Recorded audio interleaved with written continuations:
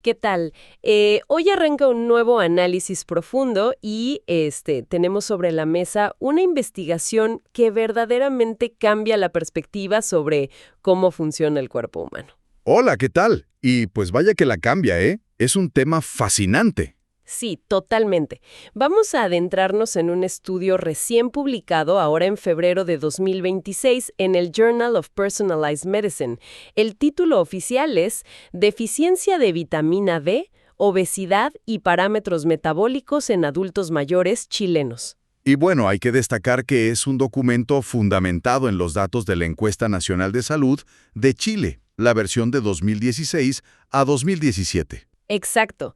La misión de este análisis es entender a fondo lo que parece ser una epidemia completamente silenciosa de deficiencia vitamínica. Así es. Dadas, como la cantidad de grasa corporal o incluso el código postal de residencia, dictan de manera radical cómo el organismo procesa los nutrientes esenciales. Yo estoy fascinada con esto. Es que es un tema vital para analizar hoy. Lo primero que hay que dimensionar es el volumen de información que tenemos enfrente. No estamos hablando de un experimento con un grupo reducido en un laboratorio cerrado. Claro. Esta investigación utiliza datos representativos a nivel nacional.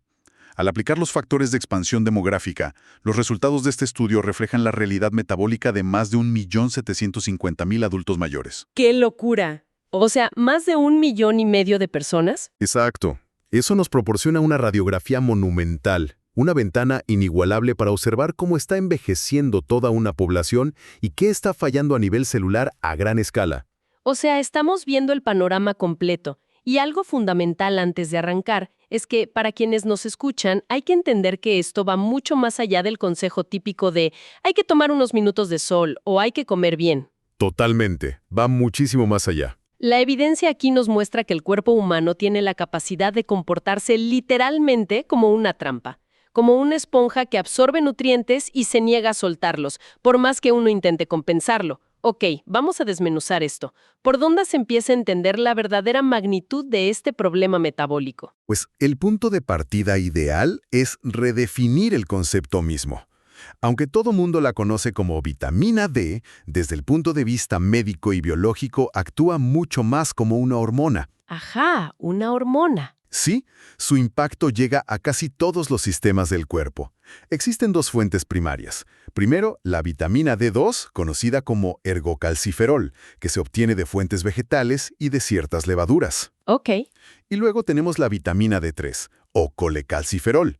Esta última es la que viene en pescados grasos, en la yema del huevo, en lácteos fortificados, y lo más importante de todo es la que el propio cuerpo es capaz de sintetizar. Fíjate que ese es uno de los datos clave del estudio que resulta increíble.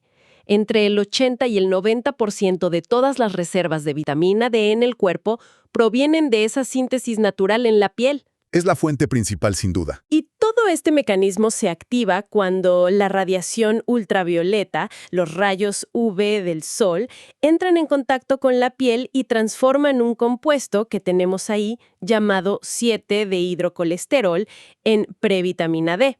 Si lo pensamos bien, somos como una especie de plantas realizando una versión humana de la fotosíntesis. Esa analogía es muy buena. Lo fascinante aquí es observar cómo esa fotosíntesis humana se va deteriorando con el tiempo. El proceso de envejecimiento no se limita a cambios visibles como la pérdida de elasticidad en la piel. Claro, las arrugas y eso. Exacto. También provoca una caída drástica en la concentración de ese compuesto precursor, el 7-dehidrocolesterol en la epidermis.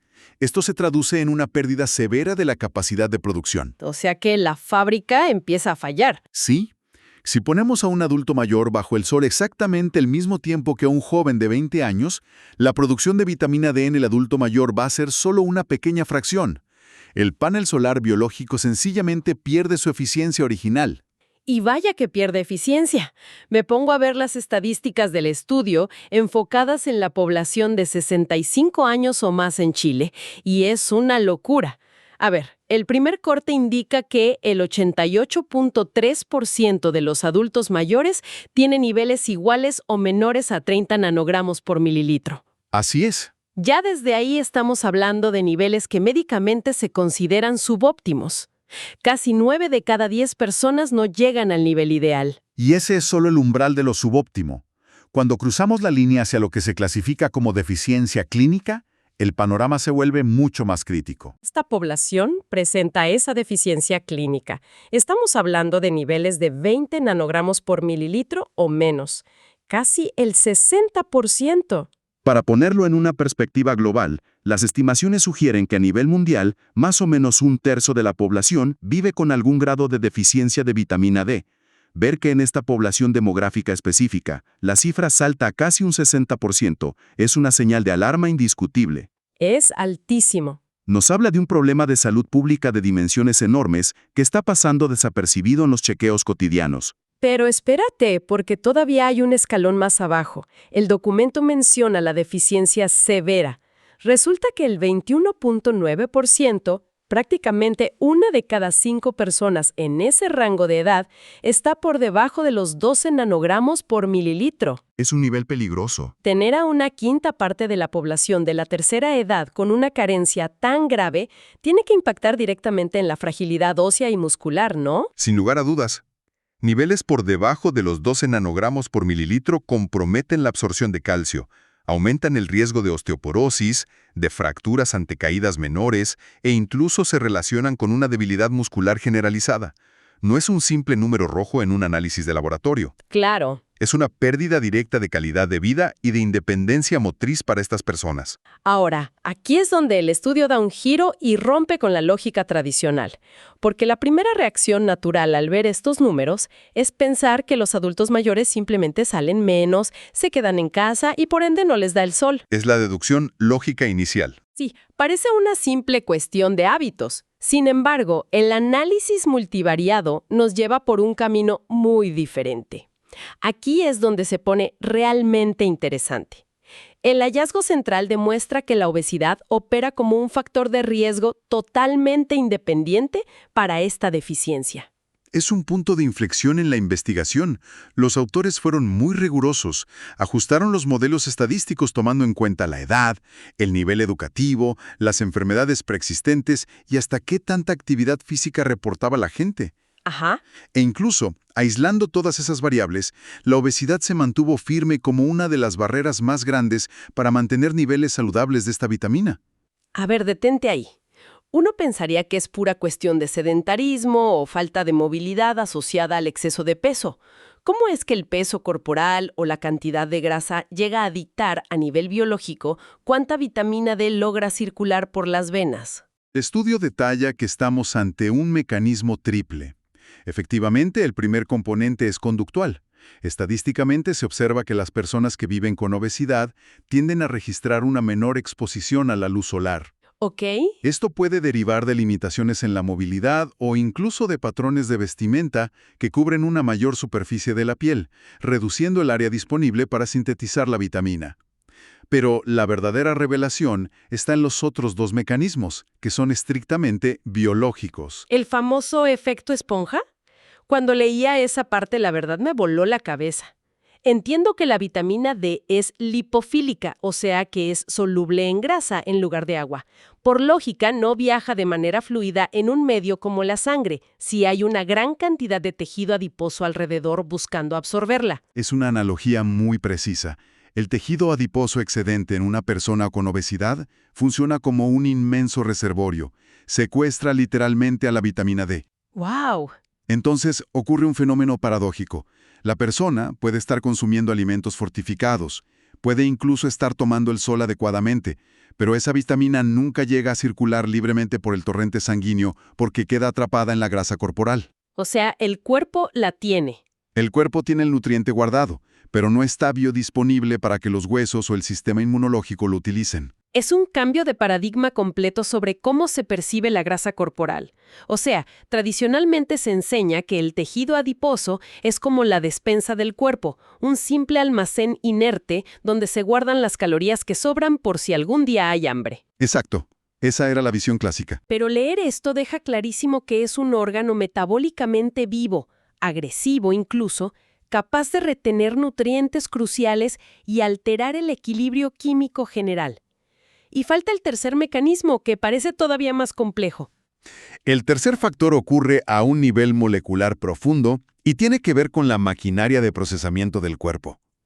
La vitamina D, ya sea que venga del sol o de la dieta, necesita ser procesada por el hígado y los riñones para convertirse en su forma activa. Ajá. El estudio señala que, en el tejido adiposo subcutáneo de las personas con obesidad, se reduce dramáticamente la expresión de ciertas enzimas fundamentales, específicamente la CYP2R1 y la CYP227B1. Espera, no me pierdas con los nombres técnicos de las enzimas. Si entiendo bien, básicamente me estás diciendo que la fábrica química del cuerpo se queda sin trabajadores en la línea de ensamblaje. Exactamente eso. Esas enzimas son los obreros especializados encargados de transformar la materia prima en un producto utilizable. Al haber una reducción en la actividad de estos obreros, el cuerpo pierde la capacidad de procesar la vitamina. Claro. Se genera un doble candado. Primero, la esponja de grasa secuestra la vitamina. Y segundo, el sistema enzimático se apaga, impidiendo que la poca vitamina disponible se convierta a su forma activa. Es una trampa metabólica perfecta. Es una trampa biológica en toda regla. Y el análisis de los datos no se queda únicamente en la báscula o en el nivel de grasa. También mapea perfectamente quién tiene las de perder dependiendo de la demografía, la geografía y los hábitos cotidianos. Ese es otro aspecto crucial del estudio. Algo que resalta de inmediato al ver las tablas es una brecha de género inmensa. O sea, hay casi 20 puntos de diferencia. Las mujeres registran un 66.1% de deficiencia, mientras que los hombres están en un 47.6%. Esa simetría por sexo es muy pronunciada y, de hecho, se alinea con lo que reporta la literatura médica internacional sistemáticamente.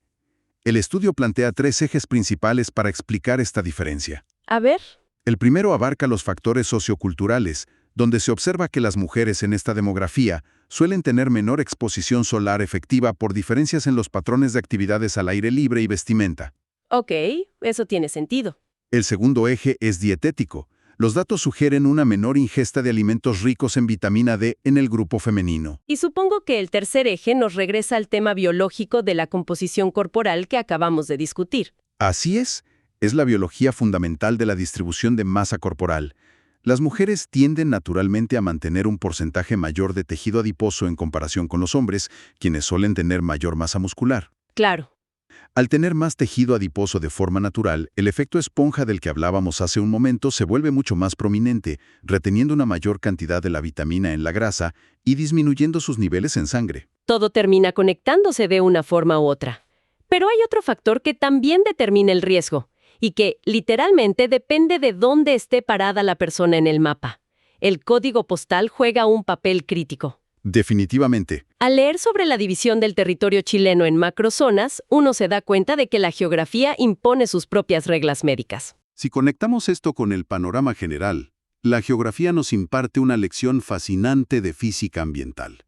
El estudio demuestra que el riesgo de padecer deficiencia de vitamina D se dispara de forma vertiginosa dependiendo de la latitud. Ajá.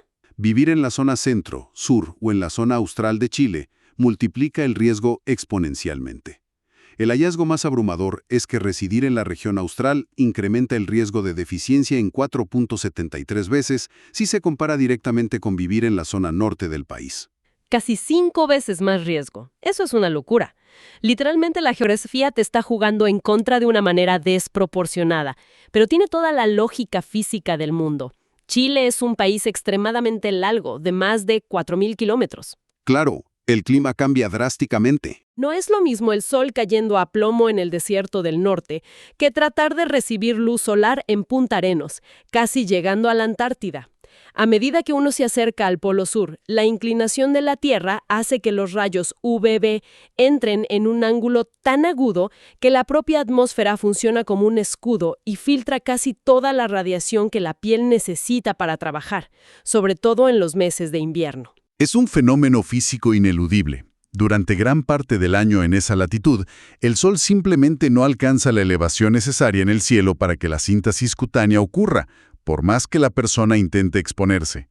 Si a esto le sumamos el frío que obliga a usar varias capas de ropa gruesa, el área de piel expuesta es mínima o nula. Lo cual nos lleva a los hábitos personales, porque el clima no es lo único que se midió. Al someter todos estos datos a los modelos estadísticos, salió a la luz un hábito que empeora las cosas considerablemente: el tabaco. Un factor importantísimo. El estudio indica que ser fumador actual eleva el riesgo de deficiencia en un 66%. El tabaquismo es un agresor sistémico. Genera un estado de estrés oxidativo constante y altera múltiples vías metabólicas, incluyendo la función hepática, que, como mencionamos antes, es clave para el procesamiento de la vitamina D. Que el riesgo salte un 66% de manera independiente, aislando las otras variables, subraya el profundo daño a nivel celular que causa el humo del cigarro. Fíjate que otra cosa que me llama muchísimo la atención al revisar las tablas es el tema del ejercicio.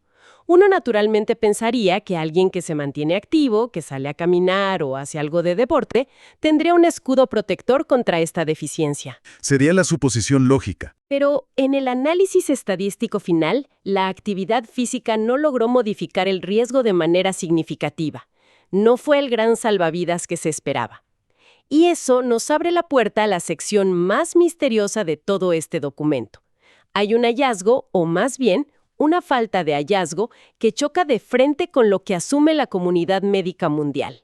Este es probablemente el punto de debate más interesante para la investigación clínica actual. Históricamente, a nivel mundial, una inmensa cantidad de literatura médica y estudios observacionales han establecido una correlación fuerte entre los niveles bajos de vitamina D y el desarrollo de enfermedades crónicas severas, principalmente la diabetes tipo 2 y la hipertensión arterial. Sí, es lo que siempre se dice. El consenso general asume que la deficiencia compromete la sensibilidad a la insulina y altera los mecanismos de control vascular. O sea, la regla no escrita es: poca vitamina D equivale a un pase casi directo a problemas de azúcar o de presión. Sin embargo, al cruzar los datos de 1.700.000 personas representadas en Chile, no encontraron ninguna asociación significativa. Nada. Exactamente. Cero asociación estadística en este modelo. Por más que corrieron los modelos estadísticos, la diabetes y la hipertensión no mostraron un vínculo directo con la falta de la vitamina.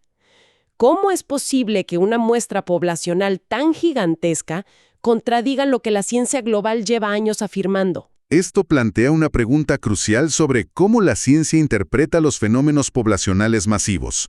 Los propios investigadores son conscientes de esta disonancia y plantean 3 hipótesis analíticas muy sólidas. A ver, explícanos. La primera de ellas se conoce como el efecto de saturación. Hay que recordar que la deficiencia en este grupo afecta a casi el 60% de las personas. La carencia es tan masiva y extendida que se vuelve casi imposible detectar gradientes de riesgo claros. A ver si lo entiendo con una analogía. Es como intentar medir el impacto cognitivo de no dormir en un cuarto donde absolutamente nadie ha pegado el ojo en 3 días. Me gusta esa comparación. Si buscas ver quién comete más errores, los datos se van a ver borrosos porque todo mundo está exhausto. No hay un grupo de control sano y descansado que sea lo suficientemente grande para contrastar los resultados. Al estar todos en el suelo, la estadística no detecta la caída. Es un paralelismo perfecto. Cuando la exposición a un factor de riesgo es tan universal dentro de una cohorte, las herramientas estadísticas pierden la sensibilidad para distinguir quién enferma por esa causa específica y quién lo hace por otros motivos. Claro, tiene mucho sentido. La segunda hipótesis para explicar esta contradicción médica apunta a las variables no medidas. La Encuesta Nacional de Salud es una herramienta epidemiológica robusta, pero tiene límites. Por ejemplo, no registró detalladamente el consumo de suplementos vitamínicos comerciales o pastillas de calcio que la gente pudiera estar tomando por su cuenta. Claro, y eso ensucia los datos por completo.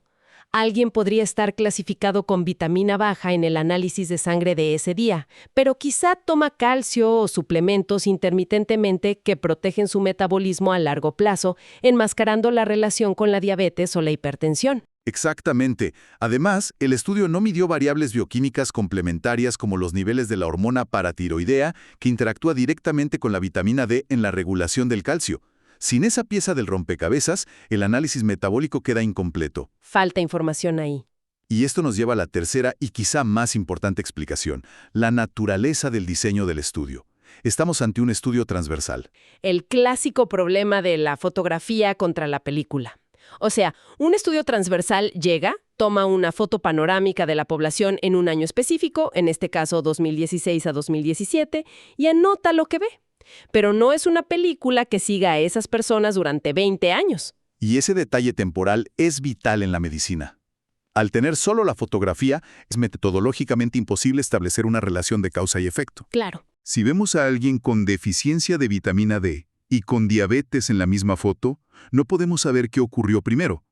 Además, enfermedades como la hipertensión o la diabetes tipo 2 tienen una latencia larguísima. Sí, tardan años en desarrollarse. Se gestan en silencio durante décadas. Quizá la deficiencia vitamínica de hoy sea el detonante de una diabetes que recién aparecerán en 10 años. Pero la foto actual no tiene forma de capturar el futuro. Es una lección tremenda sobre cómo leer la ciencia.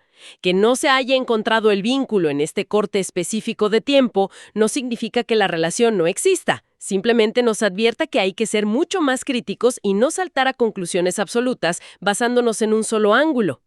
Ese es un punto fundamental para llevarse de este análisis. De vitamina D no son un simple numerito en un examen de rutina que se soluciona tomando jugo de naranja fortificado en las mañanas. Definitivamente no es tan sencillo. Estamos hablando de una red de interacciones sumamente compleja que cruza la edad que se tiene, el rincón del planeta donde se vive, el porcentaje de grasa corporal que se carga y si se es hombre o mujer. El gran mensaje de fondo que arroja esta investigación es un llamado urgente hacia una verdadera medicina personalizada. Totalmente. Demuestra de manera contundente que las políticas de salud pública generalizadas, como recomendar una dosis estándar de vitamina D para todos los mayores de 65 años, son profundamente insuficientes. Los requerimientos son abismalmente distintos. Ajá, cada cuerpo es distinto. Pensemos en una mujer adulta mayor que vive con obesidad y reside en la región austral de Chile.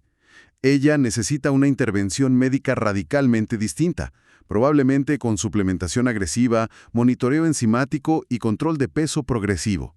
En contraste, un hombre delgado que vive en el norte desértico quizá mantenga niveles óptimos simplemente saliendo a caminar al sol un par de veces por semana. Es llevar el concepto de individualidad biológica a sus últimas consecuencias. No existen manuales de instrucciones genéricos para el cuerpo humano, porque cada organismo es un mundo reaccionando a un entorno específico. Así es.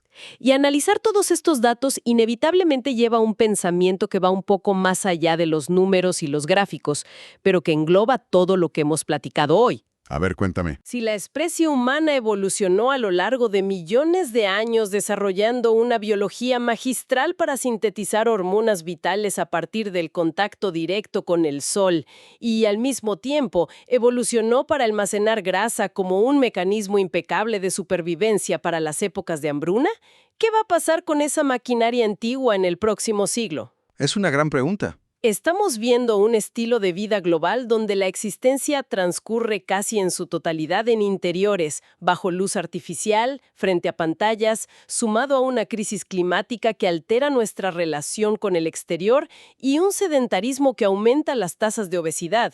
Es como intentar correr un software hipermoderno en una computadora diseñada hace miles de años para un planeta completamente distinto. Es un cuestionamiento profundo sobre la discordancia evolutiva. Nuestro metabolismo está diseñado para un mundo de escasez calórica y vida a la intemperie. La epidemia silenciosa que revelan estos datos es, de muchas maneras, el resultado del choque frontal entre nuestra herencia biológica y las comodidades o aislamientos de la civilización moderna. Es una paradoja que definitivamente da mucho en qué pensar la próxima vez que decidamos quedarnos todo el día bajo techo. Ha sido un recorrido verdaderamente revelador por la biología, la geografía y los misterios de nuestro propio metabolismo. Encantado de haber estado aquí desmenuzando esto. Agradecemos a toda la gente que nos ha acompañado en esta exploración minuciosa de la ciencia. La invitación sigue abierta para cuestionar las respuestas fáciles, observar nuestro entorno con otros ojos y, sobre todo, mantener siempre viva esa curiosidad. Hasta la próxima.